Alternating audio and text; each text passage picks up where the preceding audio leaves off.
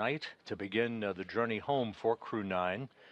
Williams and Wilmore, having launched back on June 5th on a Boeing Starliner spacecraft, propulsion system issues resulted in a decision by NASA to bring Williams and Wilmore home on the SpaceX Dragon Freedom spacecraft. Crew-9, that meaning Hague and Gorbanoff, launched with 2 empty seats aboard Freedom back in late September, clearing the way for Williams and Wilmore to join them on the ride home, the beginning of which will occur just about 2 hours and 12 minutes from now with the undocking of Freedom from that space-facing port on the Harmony module. At the time that the Dragon splashes down in the Gulf of America off the Gulf Coast late Tuesday afternoon, Williams and Wilmore will have spent 286 days in space, 285 of which aboard the International Space Station. They will have completed 4,576 orbits of the Earth in a mission spanning 121.3 million statute miles. Hague and Gorbanoff's, their mission duration, 171 days, 170 days of which aboard the International Space Station. Their mission will have spanned 2,736 orbits of the Earth, 72.5 million statute miles. The Crew-9 departing crew, they have donned their garments, their undergarments, if you will. Nick Hague, just off on the right side of your screen. They will be assisted through that hatchway to close the hatch behind them. That hatch closure expected about 30 minutes, perhaps a bit less than that. Freedom, Houston, on 2, standby for big loop audio config.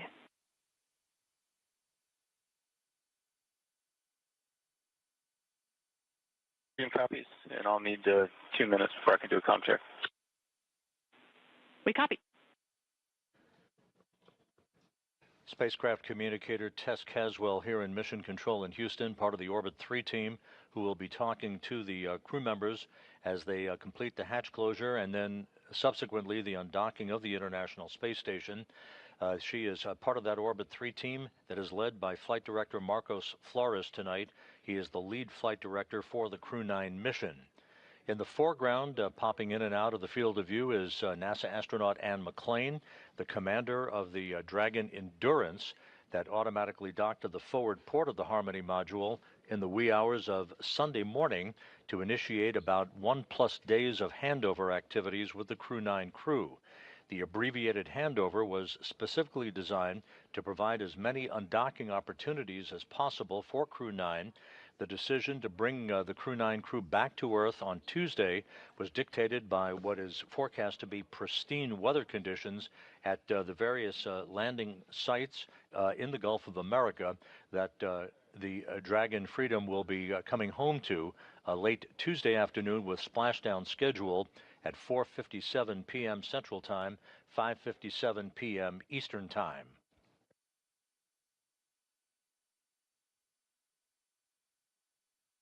Nick Hague, the commander of the Dragon Freedom, floating through the hatchway. We will see Williams and Wilmore shortly as they are completing their suit-up activities. The final suit-up will take place once the 4 crew members are inside Dragon and the hatch is closed between Dragon and the International Space Station.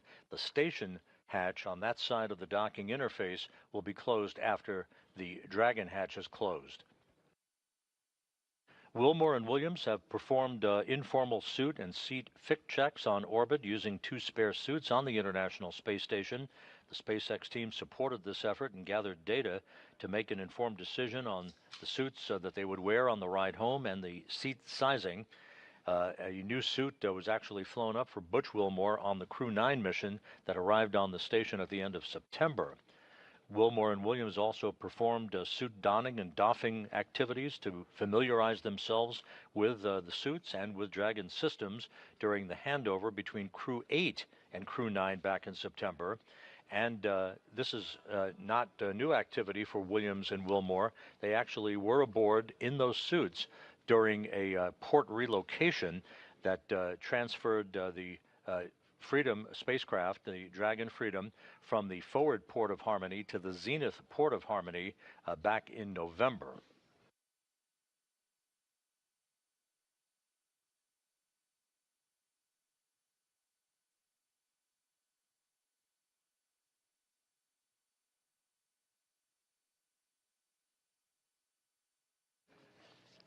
Once Williams, Wilmore, Hague, and Gorbanoff depart the International Space Station just over 2 hours from now, the 7 crew members left aboard the International Space Station will continue the Expedition 72 increment, led by the commander of the station, Roscosmos cosmonaut Alexei Ovchinin, joined by his cosmonaut colleagues Ivan Wagner and Kirill Peskov, Peskov having just arrived on the station as part of Crew 10.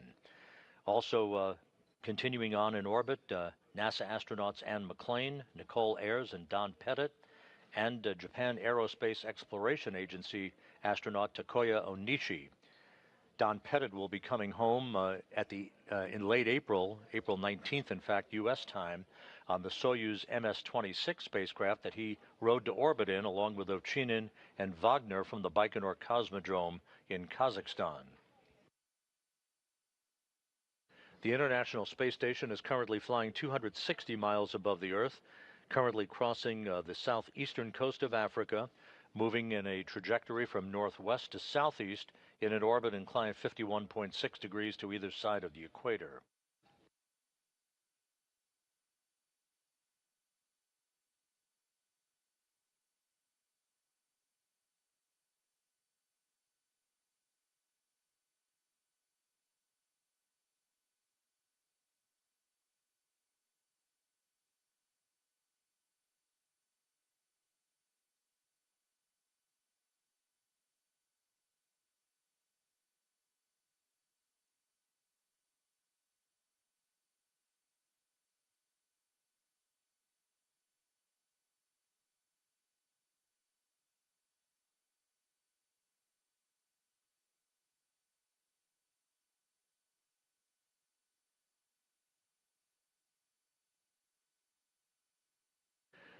At the SpaceX Mission Control Room in Hawthorne, California, the SpaceX flight controllers are reporting that all of Freedom's systems are in excellent shape. Nick Hague there, as you see on your screen, stowing some last-minute items aboard the Dragon spacecraft that he is commanding from undocking through splashdown. The weather has been monitored for the splashdown sites in the Gulf of America throughout the day. The reports continue to be that the weather is forecast to be excellent for Dragon's homecoming on Tuesday afternoon.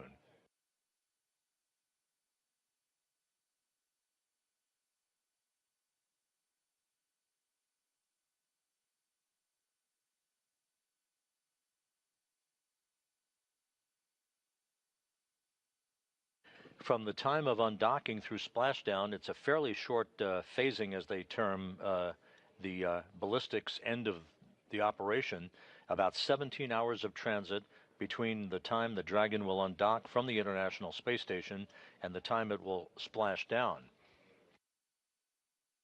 Again, splashdown off the coast of Florida in the Gulf is scheduled for 4:57 p.m. Central Time, 5:57 p.m. Eastern Time on Tuesday afternoon.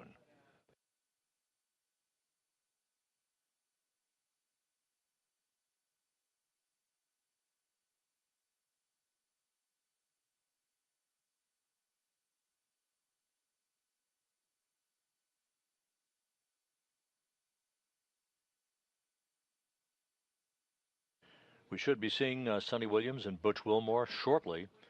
At the time of splashdown, predicted to be Tuesday afternoon, Williams again will have logged 286 days in space on this, her third flight, and a total of 608 days in space, the second most by any American astronaut, right behind Peggy Whitson, who has 675 days in space on her bio. Butch Wilmore, with his 286 days in space at the time of splashdown tomorrow, on this, his third flight, will have logged 464 days in space. Nick Hague, wrapping up his third mission with 171 days in space, will have a total of 374 days in space, to his credit. And again, Alexander Gorbanoff of Roscosmos ending his first flight into space with a splashdown tomorrow and a total of 171 days on his biography.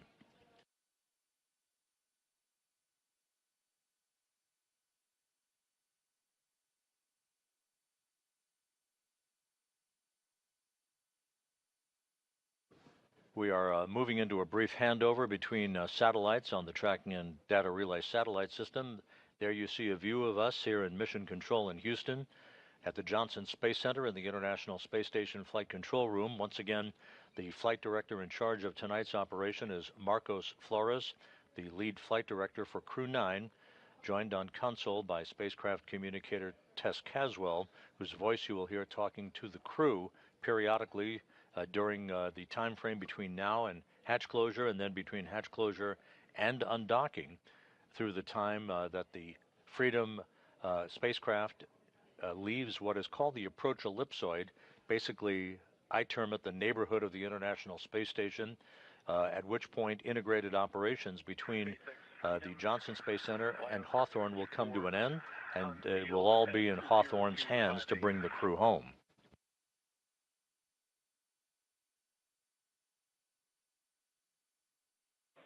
SpaceX copies LIO unsealed at 0258 Zulu. Continue with IMV duct teardown and hatch closure.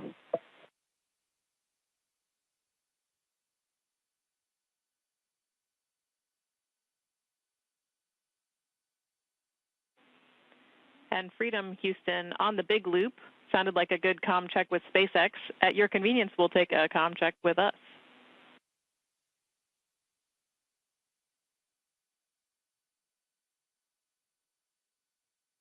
And Houston, Freedom's got you loud and clear. Copy.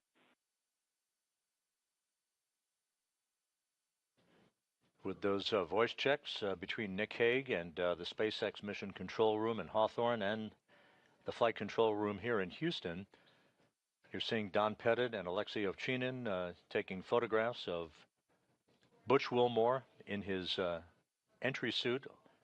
Sonny Williams is in the foreground near the hatchway.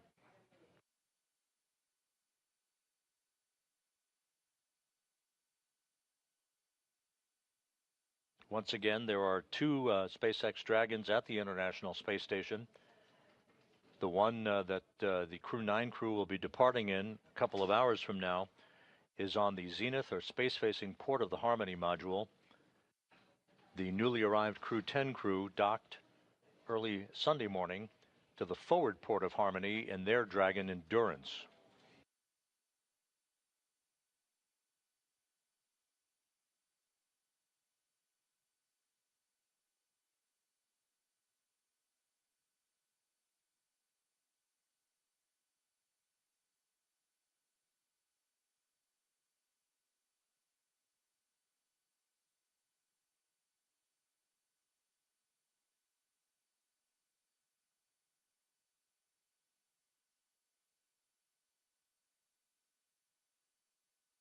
And you see at the hatchway the 4 departing Crew-9 crew members posing for some final photos.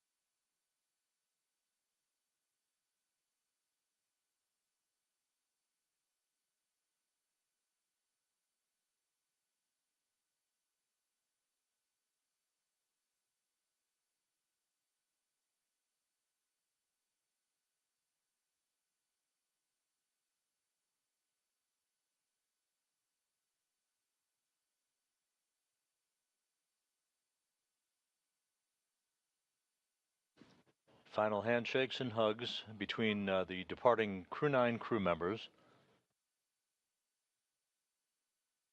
and the crew members who will remain on board the International Space Station, maintaining a continuous human presence on the orbital laboratory that began on November 2nd, 2000.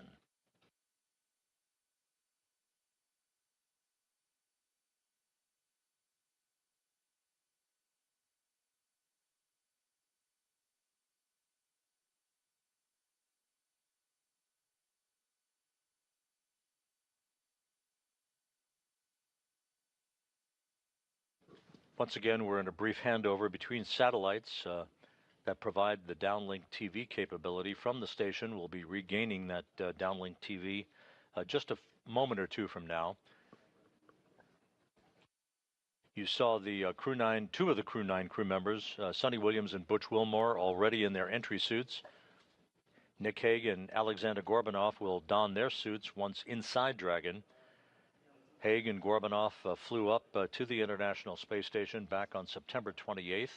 So they're wrapping up a mission almost 6 months in duration.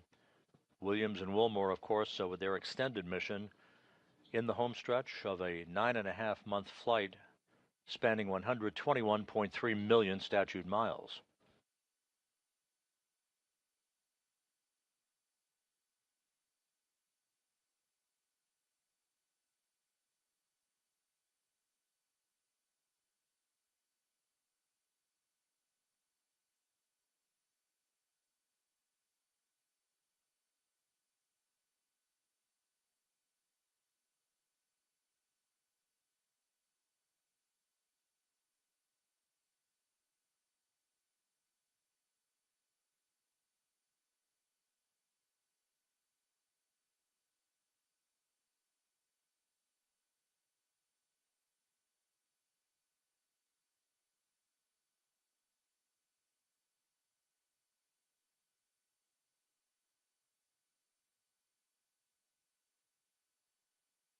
And now inside Dragon, you see Butch Wilmore on the far left. In the center of your screen, Alexander Gorbunov.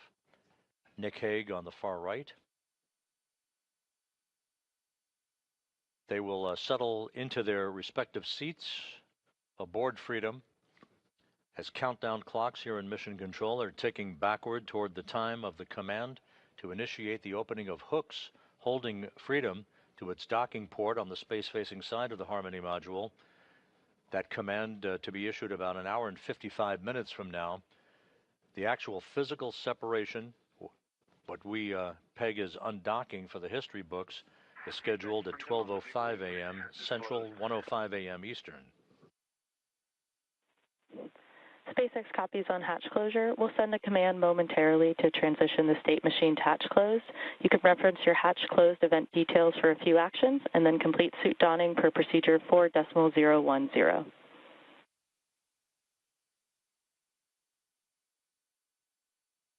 Freedom copies all. And Nick Hague aboard Freedom confirming that Dragon's hatch to the International Space Station is closed. That call coming at 10:05 p.m. Central Time, 11:05 p.m. Eastern Time. So the Crew-9 crew now safely aboard the Dragon Freedom will complete their suit-up procedures, do systems checks. There will be a series of leak checks between Freedom and the International Space Station at the docking interface.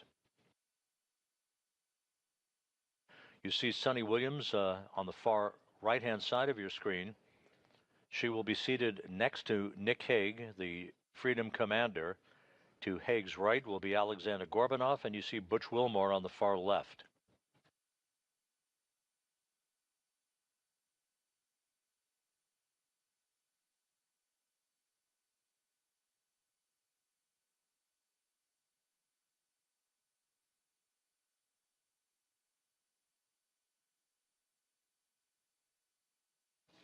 The undocking between Freedom and the International Space Station will take Freedom above and behind the orbital laboratory through a series of what are known as departure burns.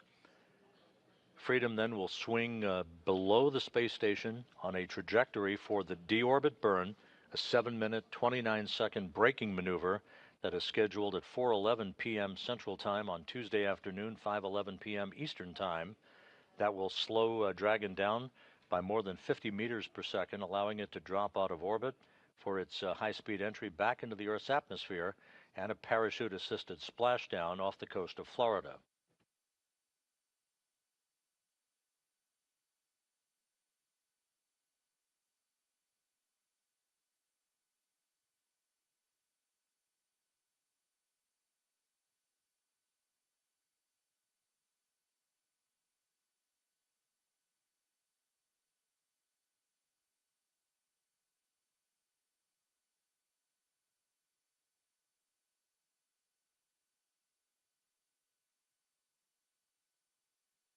Once again, the 4 Dragon Freedom crew members you see in this view.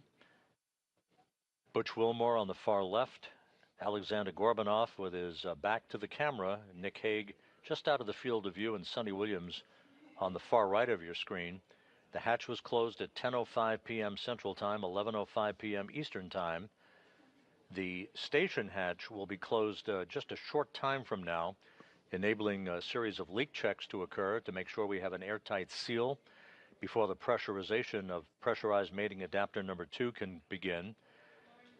The vestibule will be depressed to vacuum, setting the stage for the initiation of the commanding of the opening of the hooks holding Dragon in place and the physical separation of Dragon from Harmony, with undocking scheduled at 12:05 a.m. Central Time, 1:05 a.m. Eastern Time.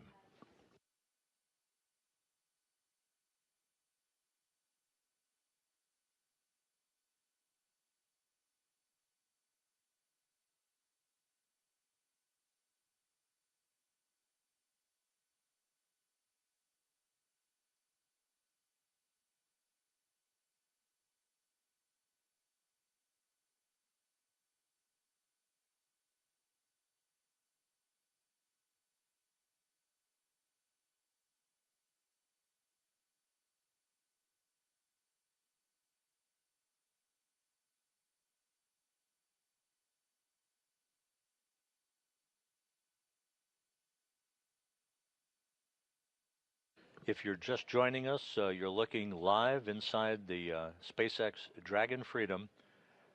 The Crew-9 crew all on board on the far left, Butch Wilmore on the far right, Sonny Williams, who launched back on June 5th aboard a Boeing Starliner spacecraft, returning on Tuesday aboard the Dragon Freedom to complete what will be 286 days in space, 285 of which will have been spent on the International Space Station. Just to put their long-duration mission into context, it is not the longest mission in the history of U.S. spaceflight, the longest single mission. That distinction belongs to NASA's Frank Rubio, who had his mission extended due to a coolant leak on the Soyuz spacecraft that he was launched on from the Baikonur Cosmodrome in Kazakhstan. A replacement Soyuz was launched by Roscosmos. Rubio came home subsequent to that with a total of 371 days in space. Behind him, Mark Vande Hei, NASA astronaut, logged 355 days in space. Scott Kelly, 340. Christina Cook, 328. And Peggy Whitson, 289.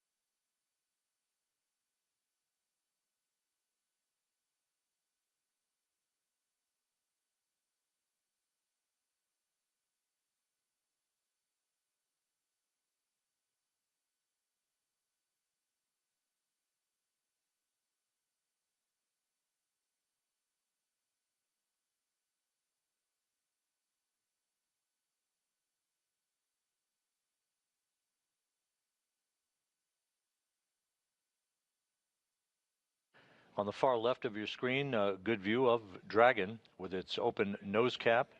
That nose cone will be closed following Tuesday's deorbit burn as part of the pre-entry procedures. Once again, moving into a quick handover here between satellites on our tracking and data relay satellite system. The Dragon crew all on board. The hatch is closed between Dragon and the International Space Station. The station hatch will be closed a short time from now, and leak checks at the docking interface between the 2 spacecraft will begin To make sure we have an airtight seal before the small passageway or vestibule, known as pressurized mating adapter number 2, will be ready for depressurization down to vacuum and the subsequent undocking of Dragon from Harmony's space-facing port about an hour and 47 minutes from now.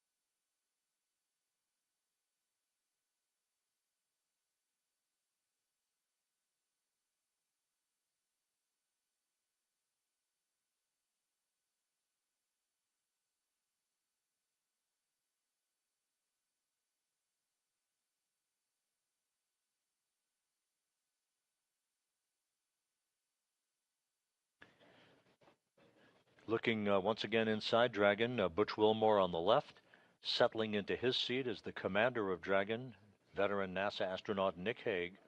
On the far right of your screen, Sonny Williams. Roscosmos cosmonaut Alexander Gorbanov is completing a few adjustments to items with his seat. He will don his entry suit just a few moments from now, and all 4 crew members will be positioned, ready for undocking and the beginning of a 17-hour trip back to Earth and a conclusion to this mission.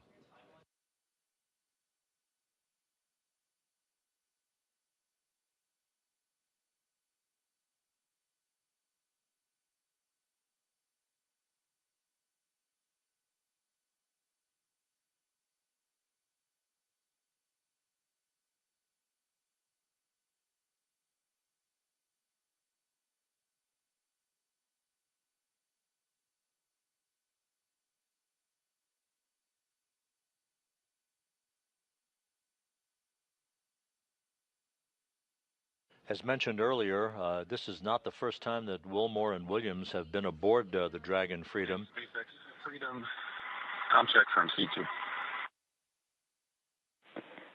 C2 SpaceX, we have you loud and clear. Help me. Get you the same. I'm suited and seated, working on Alex, and we'll be finishing up and ready for CP checks here shortly. SpaceX copies all. That communication between the spacecraft communicator at SpaceX Mission Control in Hawthorne, California, and Dragon's commander Nick Hague. The communications checks continuing. Alexander Gorbanov yet to suit up. He will momentarily.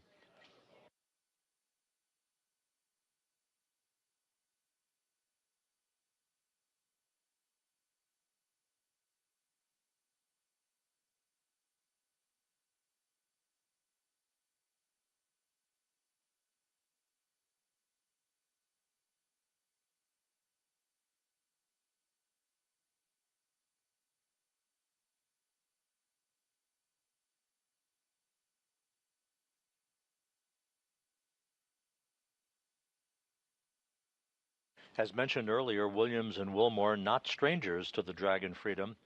They have practiced suit-up procedures over the course of the past few months and took a ride aboard Freedom for a few minutes back on November 3rd when the spacecraft undocked from the forward port of the Harmony module and relocated to the zenith or space-facing port of the Harmony module. Slightly longer trip for Williams and Wilmore today, a 17-hour journey that will take them to a splashdown off the coast of Florida on Tuesday afternoon at 4:57 p.m. Central Time, 5:57 p.m. Eastern Time.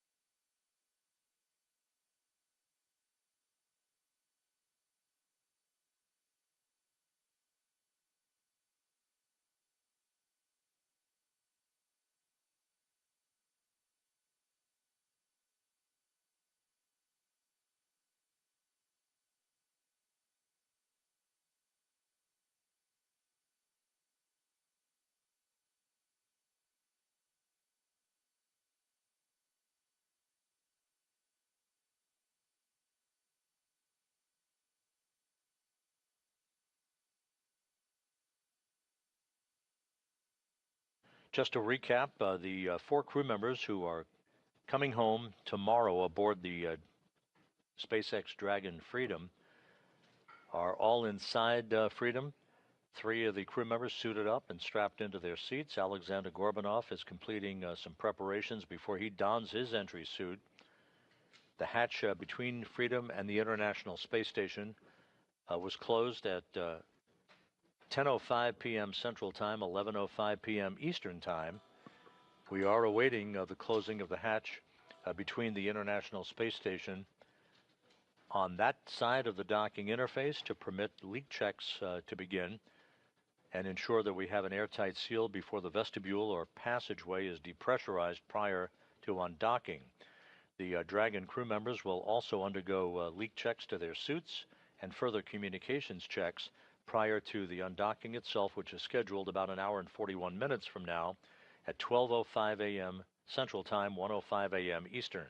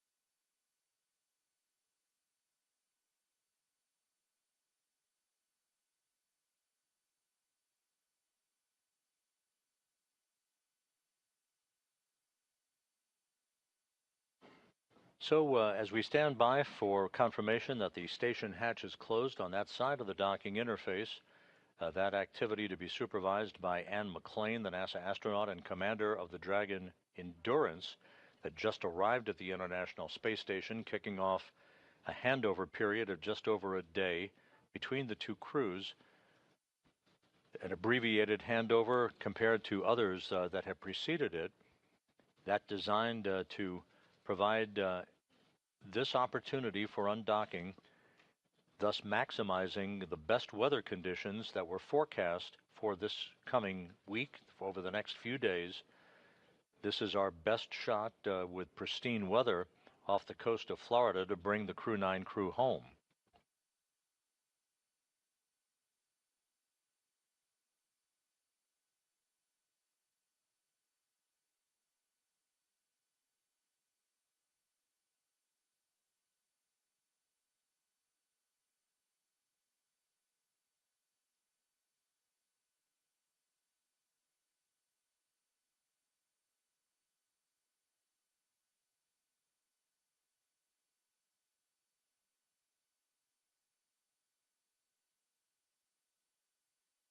On station on 2 for IDE egress.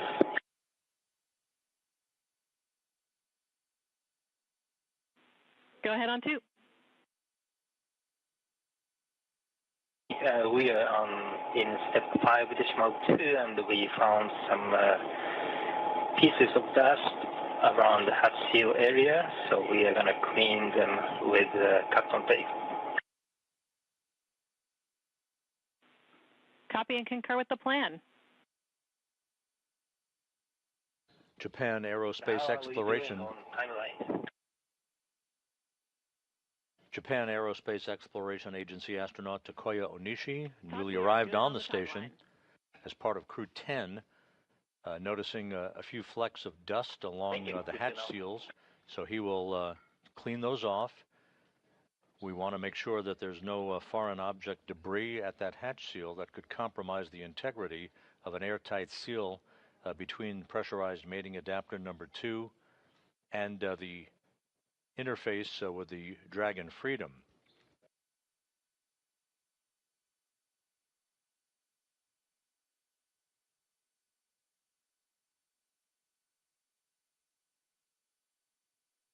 You're looking right across Nick Hague, the commander of the Dragon Freedom, the mission director at SpaceX's Mission Control Room in Hawthorne, reporting back to NASA Flight Director Marcos Flores here in Mission Control in Houston, that we're just about ready for suit leak checks. Waiting for call for 5.3. TOC, you are go for step 5.3.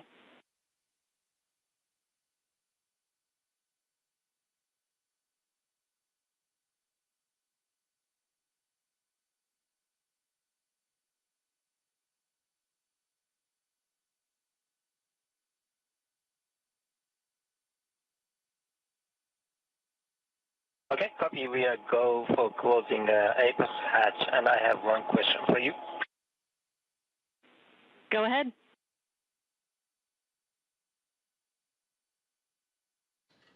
Another view of the crew aboard Dragon Freedom looking... There is one SpaceX bag. It's labeled as unarmed PFD. The bag number is 153, and its carabiner is attached to one of the bungees in PMS3. Can we just leave it as it is? Checking.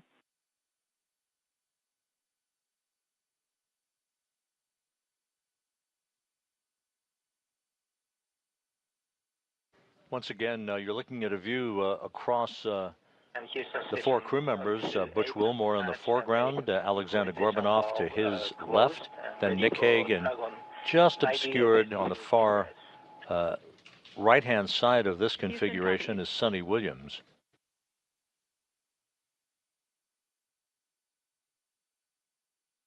SpaceX Freedom on the big loop, section 5 complete. We've got everybody suited with successful intercom checks. SpaceX copies on successful intercom checks. Continue to section 6.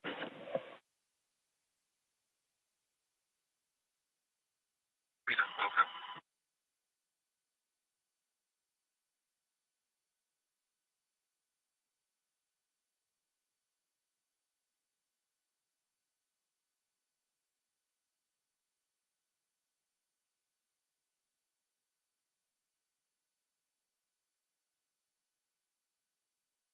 And in preparation of the leak checks of the 4 suits by the Crew-9 crew members, Butch Wilmore and the others putting their hands in their gloves.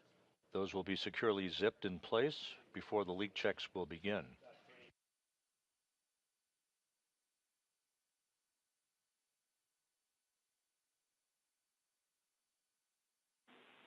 Station Houston on the big loop for the bag.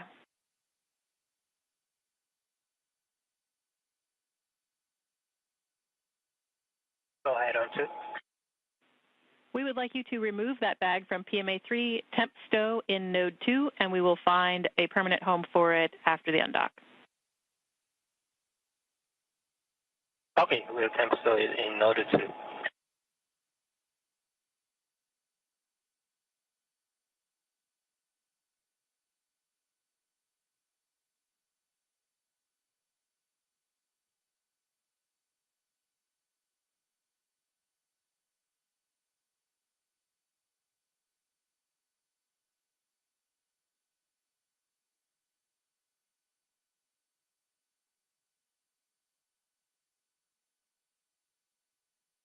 SpaceX Freedom on the big loop, section 6 is complete.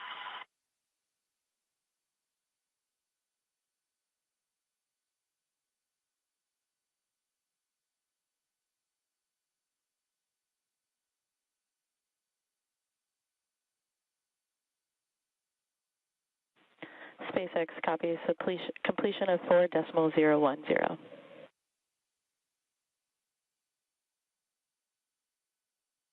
The hatch between the International Space Station and pressurized mating adapter number 2 is now closed. The Dragon hatch was closed at 10:05 p.m. Central Time, 11:05 p.m. Eastern Time. Just about 2 minutes ago at 10:26 Central, 11:26 p.m. Eastern, the station hatch also closed, and that sets the stage for the vestibule depressurization and final leak checks at the docking interface.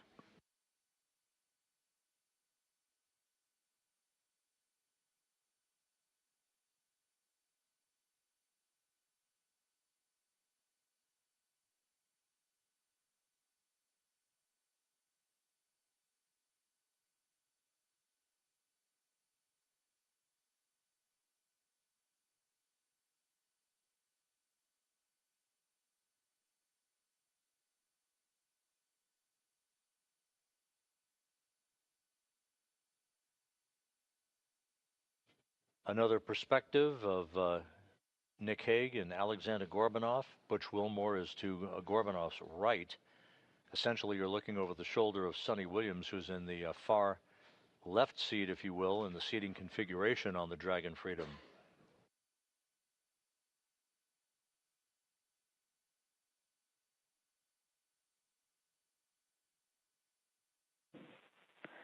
Freedom SpaceX on the big loop. You have a go for procedure 4.011. We'll meet you in section 2 when ready.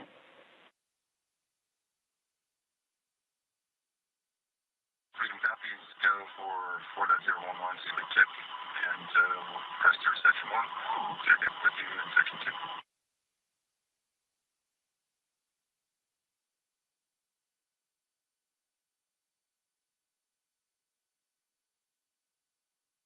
The crew closing their visors in advance of the individual leak checks on their suits.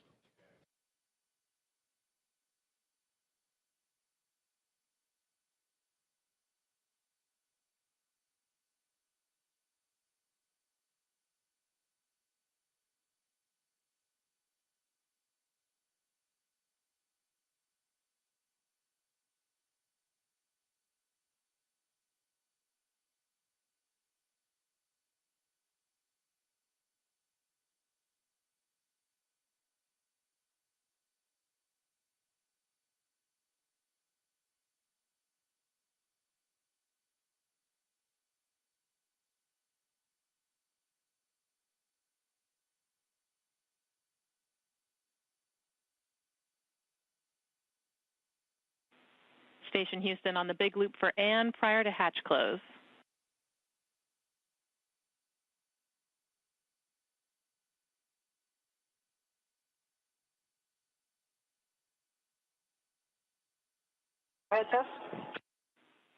And taking a look at stowage and PMA3 currently, we are seeing the APAS hatch cover, and we need that to go into the 0.5 CTB for DMAC.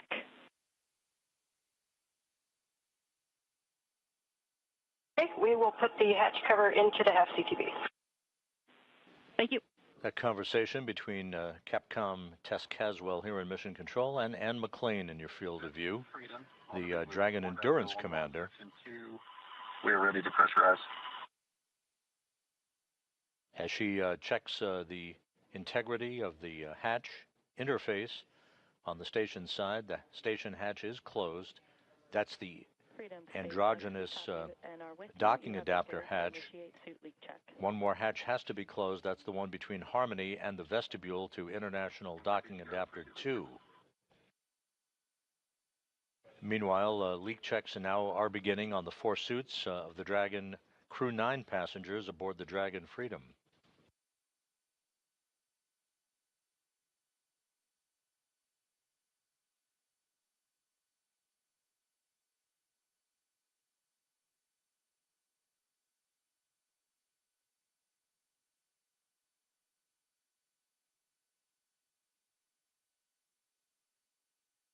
The suit leak checks are underway. This should only take a minute or two.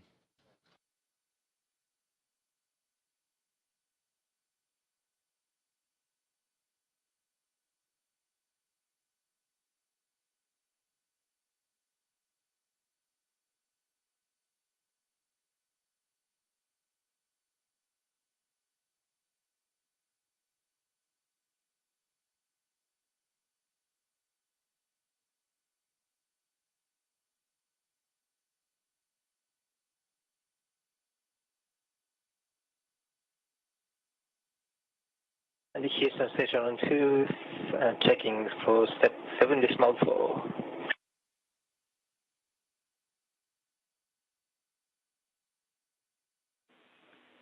TOC, you are go to deploy desiccant in 7.4. Copy, go for 7.4.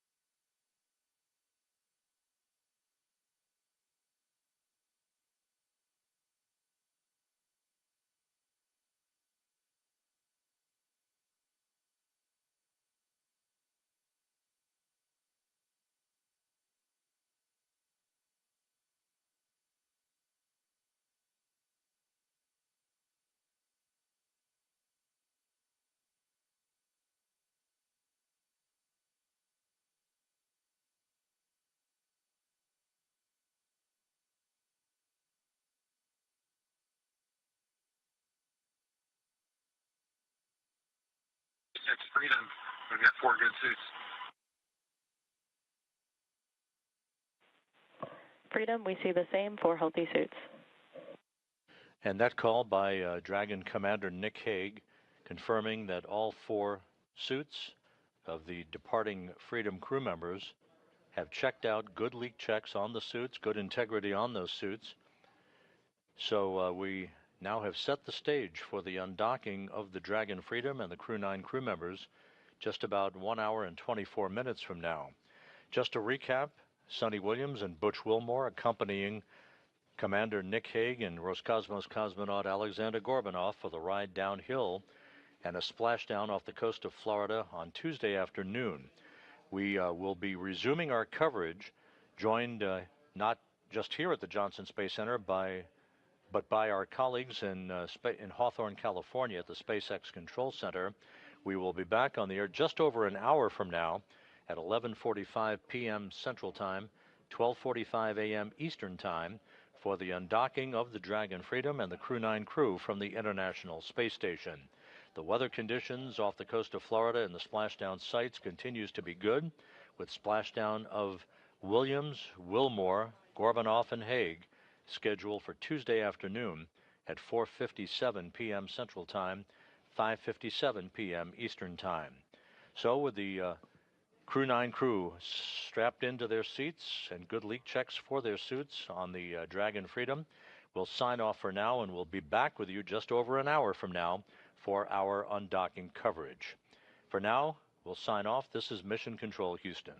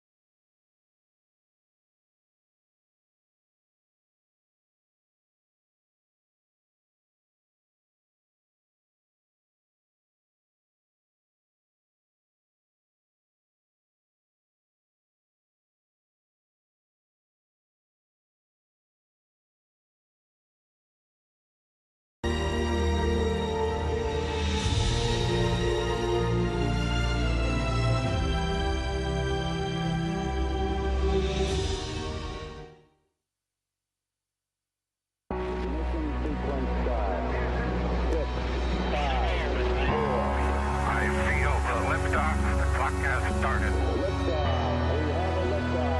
Roger, 0G, I feel fine. Godspeed, John Glenn. Tranquility Base here. The Eagle has landed. Rocket Tranquility, we copy you on the ground. New possibilities are opening up for scientific cooperation between countries. 2-1-0. Liftoff. Americans return to space as Discovery clears the tower. Discovery, go and throttle up. Discovery Rocket, go for deploy. Thanks, Karen, and to everybody in the shuttle program. The crew is go for launch. Rocket, nice to be in orbit. We have followed in their footsteps to get us where we are today.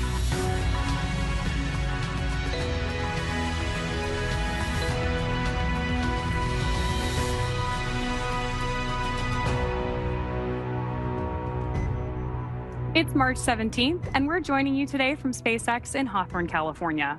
We're following along with the Dragon Freedom spacecraft as we await Crew-9 beginning its 10:05 p.m. Pacific, 1:05 a.m. Eastern departure from the International Space Station, with NASA astronauts Nick Hague, Sunny Williams, Butch Wilmore, and Roscosmos cosmonaut Alexander Gorbanov. I'm Veronica Foreman, a senior sales manager here at SpaceX. And I'm Sandra Jones with NASA Public Affairs and Communications. It is so great to be back here. It is really great to have you back, Sandra. And of course, thank you to everyone tuning in to watch live coverage of Dragon completing its 9th crew rotation mission to the space station through NASA's Commercial Crew program. Crew 10 arrived on station on Sunday, March 16th at 12:04 a.m. Eastern. That's March 15th for those of us here in the Pacific time zone. And they will be taking over for Crew 9, who are now headed home. That's right, and Crew 10 did launch just a few days ago on March 14th with NASA astronauts Anne McClain, Nicole Ayers, JAXA or Japan Aerospace Exploration Agency astronaut Takuya Onishi, and Roscosmos cosmonaut Kirill Peskov. They've spent a couple days in space, with those days docked to the International Space Station being what we call a handover period, where they learn to live and work on station from the crew that's about to leave. Now, the returning Crew 9 members today are NASA astronauts Nick Hague, Sunny Williams, Butch Wilmore, and Roscosmos cosmonaut Alexander Gorbanov, which you see on your screen right there. Sunny and Butch spent 285 days on the International Space Station, where they conducted over 4,500 orbits and traveled more than 121 million statute miles. Nick and Alexander spent 170 days on the International Space Station, conducting over 2,700 orbits and traveling more than 72 million statute miles. The crew is currently suited, and the Dragon and station hatches are both sealed in preparation for Dragon's departure. Once Dragon departs the station, the crew's flight home is expected to last just around 17 hours. Shortly after separation, Dragon will use its Draco thrusters to move away from the station in a series of carefully choreographed maneuvers, also called departure burns, to increase the distance between the spacecraft and the space station. Dragon will also execute a phasing burn to lower its orbit and line the spacecraft up with its landing location. Following phasing, Dragon will complete deorbit, re-entry, and splashdown. During the deorbit sequence, several events occur, including trunk separation, closure of the nose cone, a deorbit burn, deployment of the drogue and main parachutes, and finally splashdown. Dragon is targeted to splash down off the coast of Florida on Tuesday, March 18th at approximately 2:57 p.m. Pacific, 5:57 p.m. Eastern, where it will be picked up by the SpaceX recovery vessel Megan, and our recovery teams will help to egress or exit the crew from the Dragon spacecraft. And today on board the International Space Station is the Expedition 72 crew, being led by the current space station commander, Alexei Ovchinin of Roscosmos. Last week, NASA astronaut Sunny Williams handed over command of the space station to him ahead of her upcoming departure today.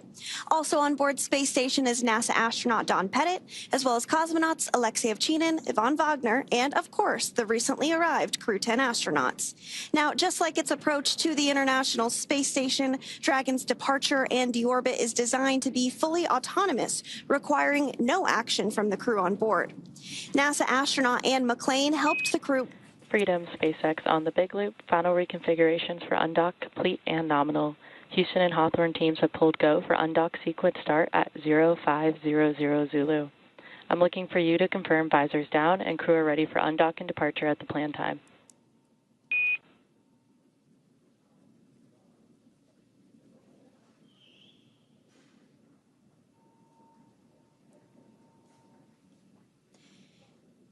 And we did just hear confirmation that the team in Mission Control and the team in Hawthorne did pull go for undocking. We might hear some continued communications. Freedom. Visors are down, and we are go for undocking at the same time. SpaceX copies. Crew are configured for undock. And so that was the voice of NASA astronaut Nick Hague, who is the commander of Dragon, giving the confirmation that they heard the go. So good news, we are continuing to progress down the timeline today for an undocking at 10:05 p.m. Pacific time here in Hawthorne. Now, Mission Control in both Houston and Hawthorne will be backing them up today as we step through undocking. And speaking of Mission Control Houston, let's go over to the voice of NASA, Rob Navius at the Johnson Space Center in Houston, to talk a bit about how the station crew have been preparing to send the crew home and what we can expect from here until Dragon departs station. Rob? Well, thank you, Sandra. It's been a busy morning so far. About 2 hours ago, the 4 departing Crew-9 crew members did gather in the Harmony module right at the passageway through International Docking Adapter number 2, which connects Harmony with the Dragon Freedom. They had a final opportunity to say goodbye to one another, a final opportunity for the remaining crew members on the station, members of the Expedition 72 crew, to take photographs. As you see there, Sonny Williams and Butch Wilmore were already suited up in their SpaceX entry suits. Once that was completed and the crew floated back into Freedom, Nick Hague and Alexander Gorbunov also suited up. Now, just for the statistic freaks out there, we can tell you that Williams and Wilmore, whose mission, of course, was extended. They launched back on June 5th aboard the Boeing Starliner spacecraft. Last August, NASA decided to bring them home on the Dragon Freedom spacecraft with Crew-9. They will come home with a splashdown on Tuesday afternoon with 286 days in space, a mission encompassing 4,576 orbits of the Earth and 121.3 million miles. But just to put it into context, not the longest single space flights in U.S. history. That distinction belongs to Frank Rubio, who remained on the station for 371 days when his Soyuz spacecraft experienced a coolant leak. He's followed on the list by Mark Vande Hei with 355 days, Scott Kelly with 340, Christina Cook with 328, and Peggy Whitson with 289 days in space. So although Williams and Wilmore have in fact had an extended mission, it's not a record-breaking mission. As we stand by for the final procedures to be encompassed here in Mission Control, you're looking at Flight Director Marcos Flores, who is the lead Crew-9 flight director here. To his right is Spacecraft Communicator Tess Caswell, who will be talking directly to the crew during the undocking phase and during the time that Dragon moves toward the approach ellipsoid, that mythical line in the sand where we complete integrated operations and turn over everything to the folks in Hawthorne to bring Crew-9 home for its splashdown in the Gulf of America on Tuesday afternoon. With that, we'll turn it back to you guys in Hawthorne and stand by for undocking. Thanks so much, Rob. Thanks so much, Rob. So as you mentioned, we are standing by for separation, which is set to take place here in a little bit more than 10 minutes. We are tracking a 10:05 p.m. Pacific time, 1:05 a.m. Eastern time departure from the space station. And as we mentioned earlier, just like during its approach to the International Space Station, Dragon's departure and deorbit is designed to be fully autonomous, requiring no action from the crew on board. Departure is typically faster and a little bit easier since the crew won't have to stop at any waypoints like we see when a spacecraft arrives to the space station. Once the undocking sequence is complete, Dragon will use its Draco thrusters to move away from the station in a series of 4 departure burns, which are carefully strategized maneuvers that increase the distance between the spacecraft and the space station. From there, a phasing burn will place Dragon on a trajectory to align it with the splashdown site. At the moment, the crew is suited up as they are during what we call dynamic phases of flight. And we did hear a call out a short time ago for the crew to go ahead and put their visors down ahead of the actual undocking itself. Before they depart the International Space Station, let's take a quick moment to get to know the crew we're bringing home tomorrow for the splashdown rather. U.S. Space Force Colonel Nick Hague is your Crew-9 commander. He was selected by NASA as an astronaut in 2013, and this was his second space flight to the International Space Station and third launch overall. He's spent 171 days in space with Crew-9 and has a career total of 374 days in space. During his mission, he completed a spacewalk with astronaut Suni Williams. That was his fourth spacewalk, earning him a career total of 25 hours, 56 minutes of spacewalking time. Before Crew-9, Hague previously served as a crew member of Expedition 59 and 60 back in 2019. He flew with Alexei Ovchinin and NASA's Christina Koch, so this is actually his second time sharing the space station with Ovchinin. The Kansas native is a test pilot and distinguished graduate of the United States Air Force Academy. Nick spent 5 months in Iraq in support of Operation Iraqi Freedom, and he voluntarily transferred from the United States Air Force to the U.S. Space Force in 2021. And he is an active colonel. His wife, Katie, is a retired U.S. Air Force colonel, and they have 2 sons. NASA astronaut Suni Williams is a mission specialist for Crew-9. This was her third visit to the space station. She originally launched aboard Boeing's Starliner spacecraft and arrived at the space station on June 6th. Following the agency's decision to return Starliner uncrewed, she became an Expedition 71-72 crew member. She logged 286 days in space on this mission. Suni has a total of 608 days in space, earning her the ranking of second most time in space by a NASA astronaut. Former NASA astronaut Peggy Whitson ranks first with 675 days in space. Suni conducted 2 spacewalks and has completed 9 over the course of her career, for a total of 62 hours and 6 minutes of spacewalking time. She ranks 4th on the list of cumulative time spacewalking by a NASA astronaut. Previously, she served on Expedition 14 and 15 in 2007, and again with Expedition 32 and 33 in 2012. She is a retired U.S. Navy captain and a proud graduate of the U.S. Naval Academy. Next up is NASA astronaut Butch Wilmore, who is also serving as a mission specialist today. This is his 3rd space flight, and just like Suni, he logged 286 days in space. He conducted 1 spacewalk and has completed 5 over the course of his career, earning him a total spacewalking time of 21 hours, 2 minutes. He's flown on 4 different spacecraft throughout his career: Space Shuttle Atlantis, Soyuz, Boeing Starliner, and now the SpaceX Dragon. Previously, the Mount Juliet, Tennessee native served on STS-129 in 2009 and Expedition 41 and 42 from 2014 to 2015.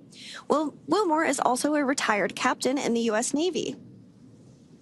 Alexander Gorbanov is the 3rd mission specialist serving on today's mission. Crew-9 was his first spaceflight to the space station, earning him a total of 171 days in space over the course of his career. Gorbanov, along with Nick Hague, saw the arrival of 4 visiting vehicles and saw the departure of 4 as well. The duo orbited the Earth more than 2,700 times. Before his cosmonaut selection in 2018, Gorbanov worked as an engineer for a rocket space corporation and helped support cargo spacecraft launches from the Baikonur Cosmodrome. There is an amazing amount of diversity and experience behind the crew coming home today. Yes, absolutely. And so we are targeting undocking today at 10:05 p.m. Pacific, just a few minutes here from now. There will be an undock command that is sent first. That is expected at 10 p.m. Pacific time. And then it'll take a few minutes for us to actually see the physical separation and everything. But we are getting views right now of Dragon Freedom. What you see on that black portion of your screen there is some of the solar rays that help collect power for the spacecraft. That will remain intact during the phasing, which is about 17 hours for this particular flight. But before splashdown tomorrow afternoon, which we are targeting at 2:57 p.m. Pacific, that portion of Dragon will actually be jettisoned. So it'll just be the white portion that we'll see splashdown. But we're not quite there yet. First, we need to have the spacecraft undock. So again, targeting undock at 10:05 p.m. Pacific time this evening.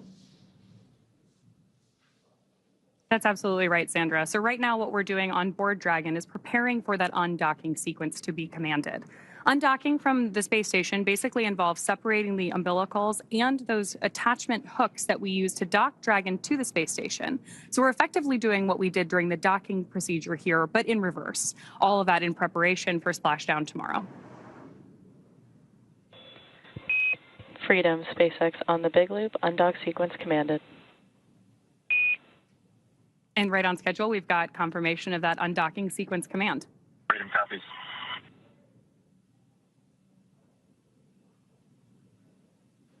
Here in Houston in Mission Control, we are now monitoring the demating of the umbilical. This is the mechanism that provided electrical power to the Dragon Freedom during the time it was docked to the zenith or space-facing port of the Harmony module. Originally, Freedom docked at the forward port of Harmony and then back on November 3rd with Williams, Wilmore, Hague, and Gorbanoff on board. Umbilical demate reported to be complete. As we stand by for the initiation of the opening of the hooks, 2 gangs of hooks, 12 hooks in all, holding Dragon to the docking port on the zenith side of Harmony.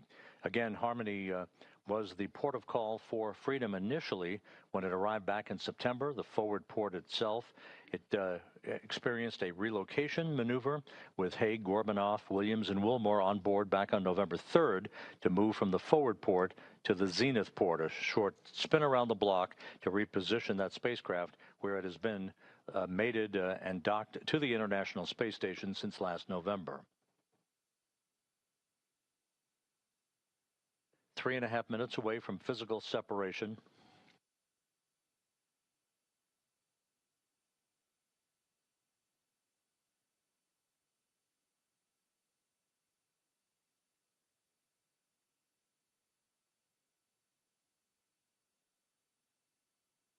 Once the physical separation occurs between Dragon and the docking port on Harmony, it will begin to move above the station at a very slow rate of about 1/10 of a meter per second.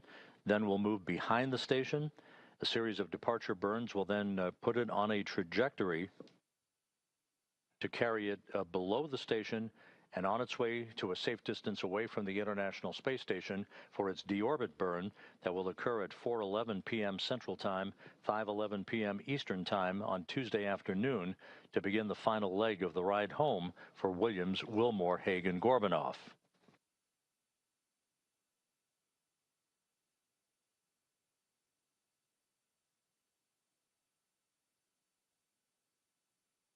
Two and a half minutes to go until physical separation. All systems reported to be in great shape. The latest weather forecast off the coast of Florida at the splashdown sites indicates pristine weather for the arrival of the Crew-9 crew on Tuesday afternoon. Open and nominal. The first gang of hooks has opened, standing by for the second. Springs on both sides of the docking interface will push off against one another to initiate that opening rate for Dragon.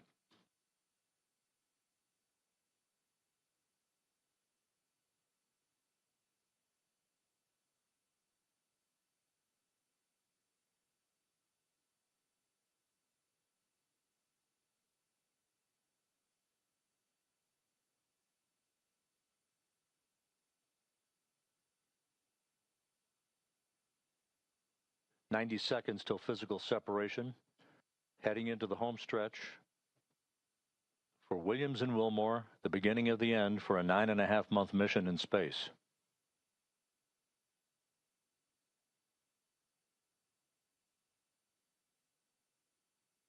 The interface between Dragon and the International Docking Adapter no longer sealed.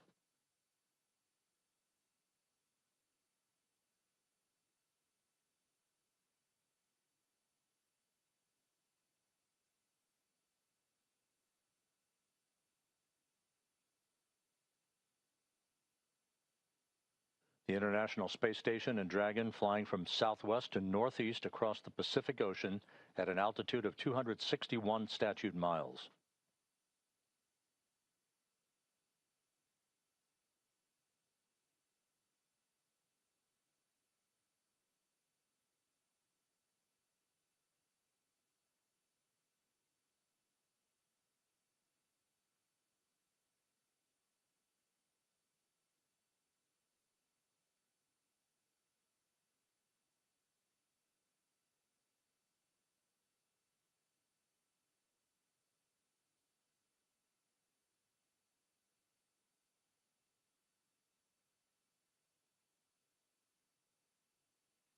All hooks open. All hooks are open. And undocking confirmed. Freedom is free of its moorings. Sonny Williams and Butch Wilmore begin their belated trip home. Separation confirmed.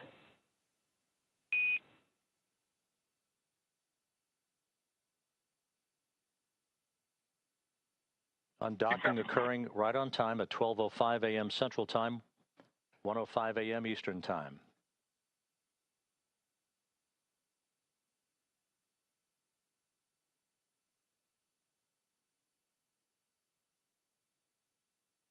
Good motion, good stability on Dragon as it backs away.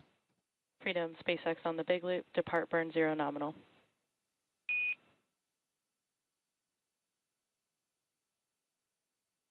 Good opening rate reported by the visiting vehicle officer.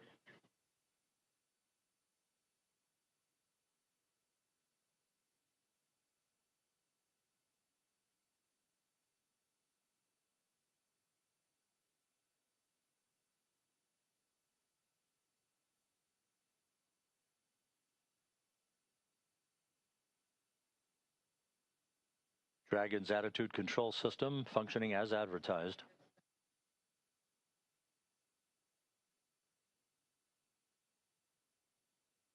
Houston Freedom on the big loop.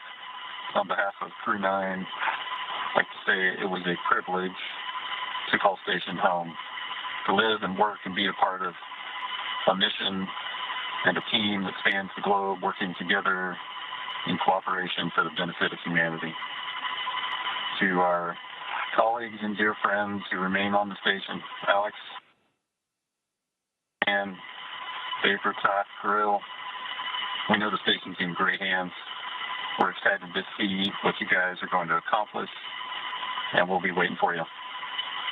Crew-9's going home.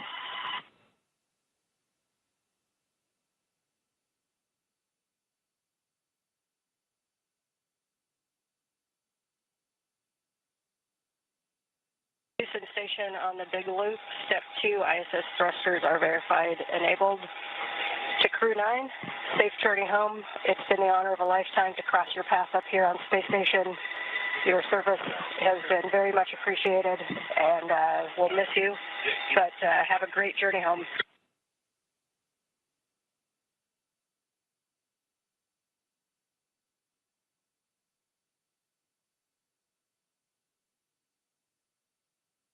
And this is Zach. I wish we could spend more time with you guys, but many people who love you and whom you love are waiting for you. So safe travel, Godspeed.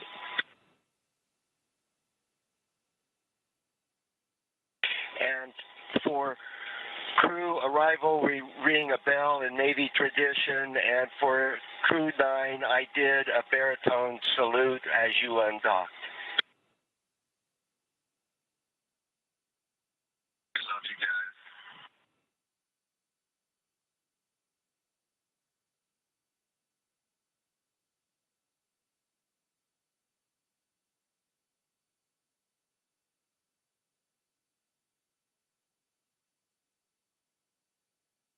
So an exchange of poignant words between the Dragon commander, Nick Hague, as well as the Crew-10 crew, the newly arrived Crew-10 crew members, Ann McLean, Takoya Onishi, and Don Pettit, offering their best wishes and Godspeed for a safe return to Earth on Tuesday afternoon for the quartet aboard the Dragon Freedom.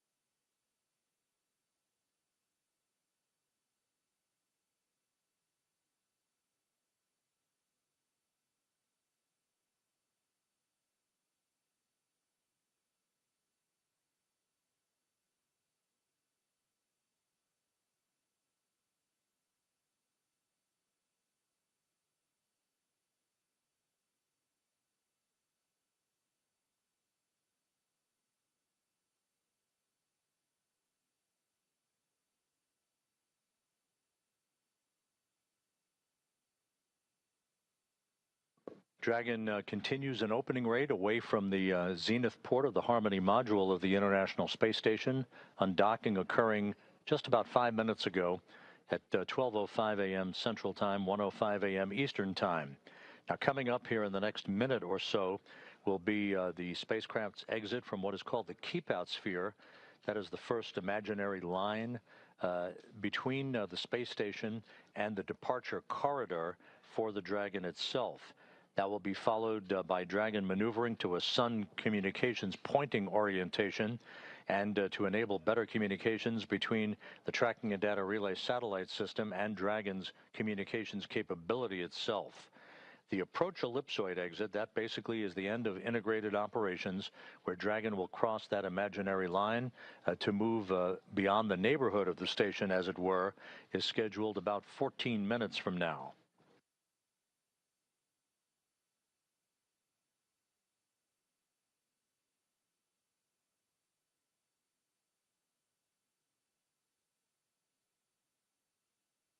The departure one Freedom, burn now SpaceX complete, on the all big loop, nominal. Depart burn 1 nominal. Your go to DOF suits per procedure 4.012. And a final reminder that the big loop will be deactivated following Dragon's exit from the approach ellipsoid.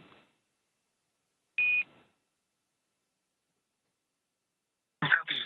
We get depart 1 burn, and we are go to DOF suits. That's in work momentarily. We'll expect to go off big loop when we get outside the field, sir. That's a good readback, Freedom. With all the Freedom thrusters operating in perfect fashion, the acknowledgement by the spacecraft communicator in Hawthorne to Commander Nick Hague aboard Freedom that the crew has been given the go-ahead to get out of their entry suits for the time being, get into more comfortable clothing as Dragon continues its traverse away from the International Space Station. This will continue throughout the course of the overnight hours into tomorrow afternoon, a series of pre-programmed maneuvers that will enable Freedom to be in a position for its deorbit burn on Tuesday afternoon. That deorbit burn is scheduled to take place at 4:11 p.m. Central Time, 5:11 p.m. Eastern Time. It'll be a 7-minute, 29-second braking maneuver to enable Dragon to slip out of orbit.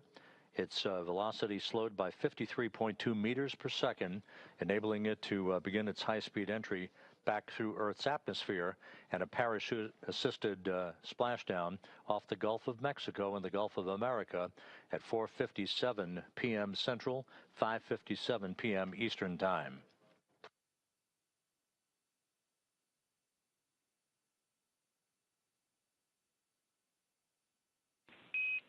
Station and Houston, on the big loop, Dragon has exited the keep-out sphere.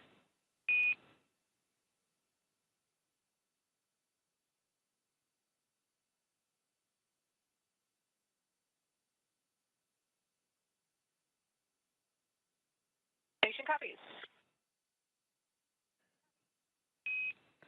Freedom, And SpaceX on the big McLean, loop. Dragon has acknowledging exited the approach ellipsoid and is on a 24-hour safe free drift path. Configure comm for Dragon to ground in preparation for big loop deactivation.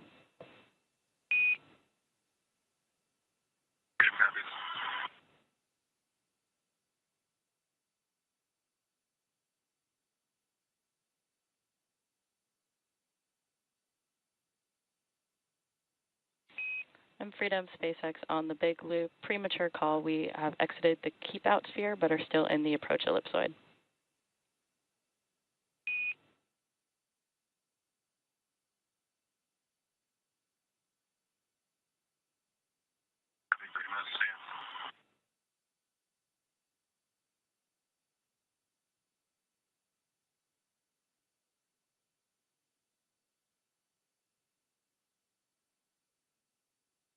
SpaceX Freedom, come check on the hidden light. Freedom, we have you loud and clear. How us?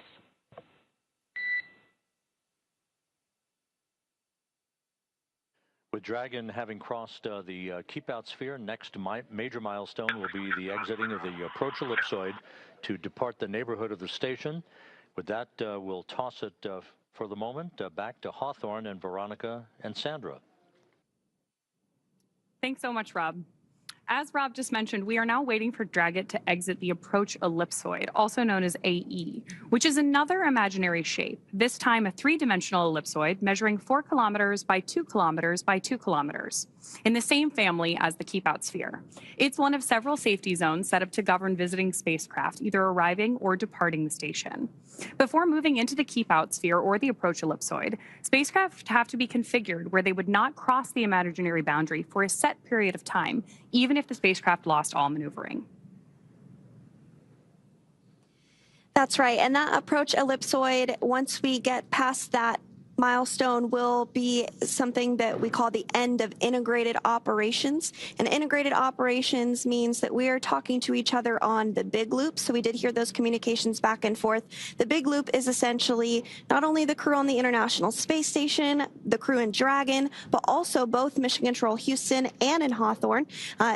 Hence the name, the Big Loop, because they're all working together to make sure that they have common communications during some of these dynamic portions of flight. So again, we are standing by for approach ellipsoid exit at 10:24 p.m. Pacific time.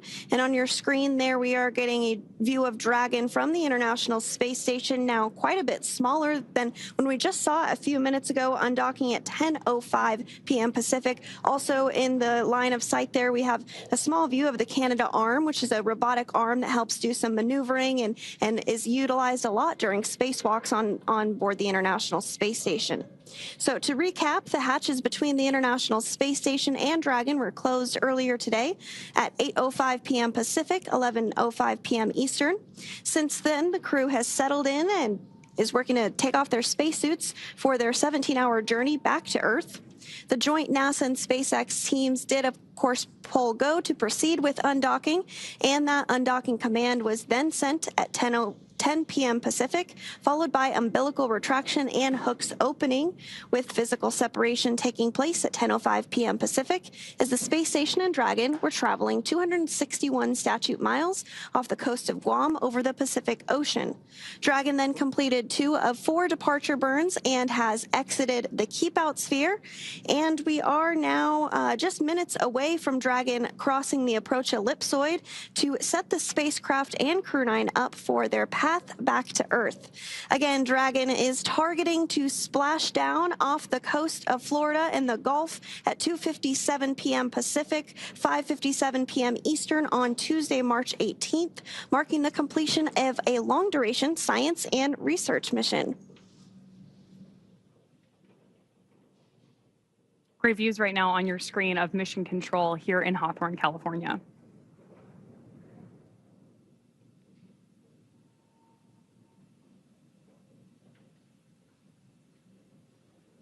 It looks like we're starting to get maybe some views there of Dragon as well.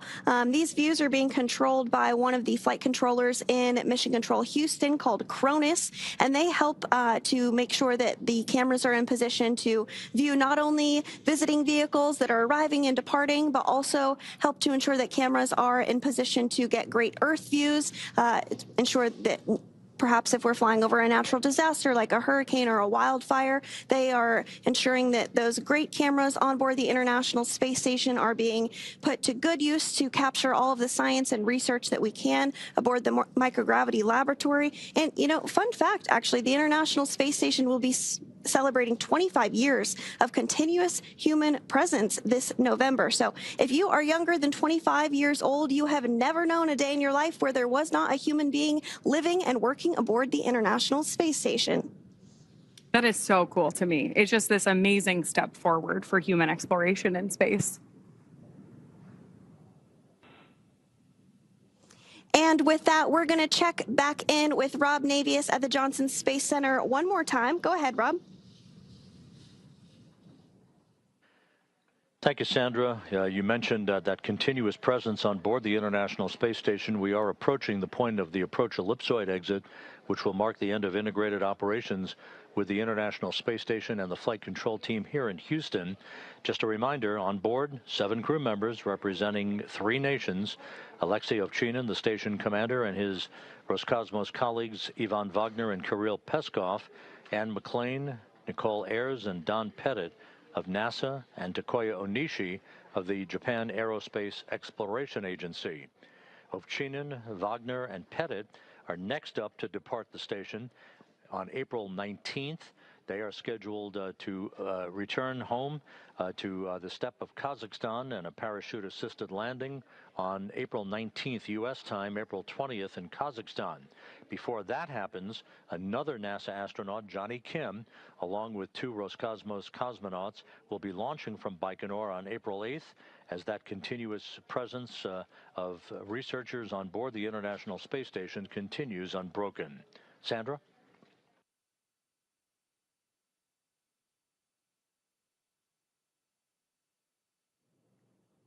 And thank you so much, Rob, for that update. We really appreciate you joining us here as you spent your evening in Mission Control Houston. Again, we are continuing to get these views following Dragon's undocking from the International Space Station at 10:05 p.m. Pacific time. That sets us up for a splashdown tomorrow afternoon at 2:57 p.m. Pacific time off the coast of Florida. And so we did mention that the crew was busy with a lot of science and research investigations during their time on board the International Space Station. That really is the whole point of the International Space Station, is to conduct science and research investigations, eventually leading to longer duration missions to the moon and then on to Mars.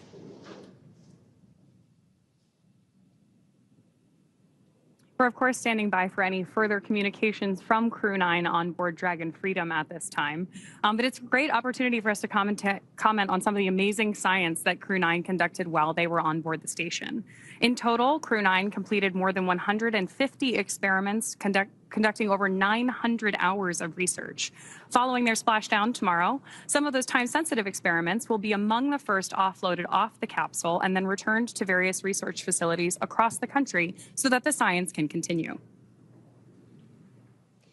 And in addition to that science, they also completed a few spacewalks, one of which was to actually swab the outside of the International Space Station for microorganisms to see if anything might potentially be able to survive the harsh environment of space, which is pretty interesting. Another one was a spacewalk to remove a radio frequency group, or the RFG. NASA astronaut Sunny Williams was able to successfully remove that, which was a big milestone for NASA. And as you mentioned, over 530 hours specifically dedicated to NASA science between NASA astronauts Butch Wilmore and Sunny Williams. So that just goes to show the great use that the microgravity lab has for science and research on the ground. I still can't get over that fact that you shared that it has been almost 25 years of continuous operation on board the ISS. That's amazing. Yes, over 270 Station people. on 2 for PMA-3 closeout photos. Go ahead, Ann. I just downlinked the card with all of the PMA-3 and IDA and Dragon Hatch photos, as well as Crew-9 departure. Those are on SSC-17. Copy, 1-7. And just want to clarify, also on 17, I did a whole series of kind of inspection documentation photos before departure, and then a series after departure per the instructions. So 2 different folders with before and after photos. We copy.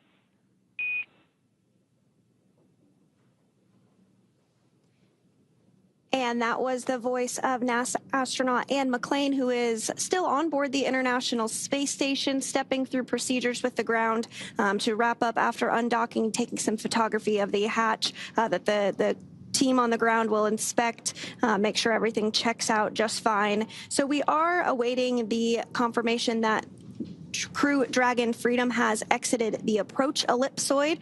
We're expecting that here in just a couple of seconds here, really. So we might hear that call out here shortly. And again, if you're just joining us, the approach ellipsoid is a 3-dimensional ellipsoid measuring 4 kilometers by 2 kilometers by 2 kilometers in the same family as the keep-out sphere. One of the key differences with the AE is that vehicles outside of it have to be on what we call a 24-hour safe free drift trajectory, which means that the spacecraft would not cross into the approach ellipsoid for at least 24 hours again, even if it lost all maneuvering.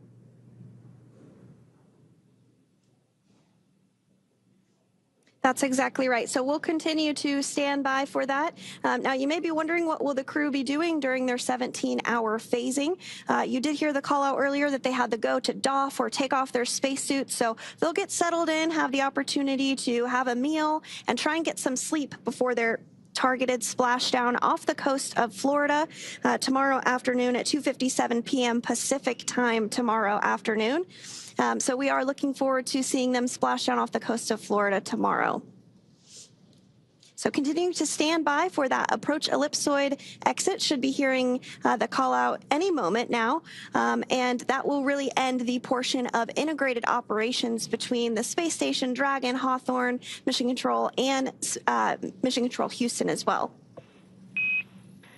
Freedom, SpaceX on the Big Loop. Dragon has now exited the approach ellipsoid and is on a 24-hour safe free drift path. Please make sure that comm is configured for Dragon to ground.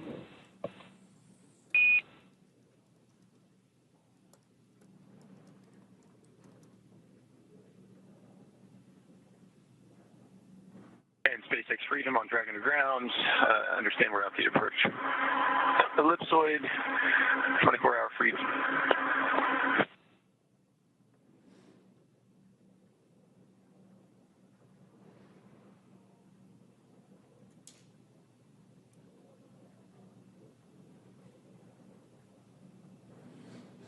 Good confirmations there, both from Mission Control and Dragon.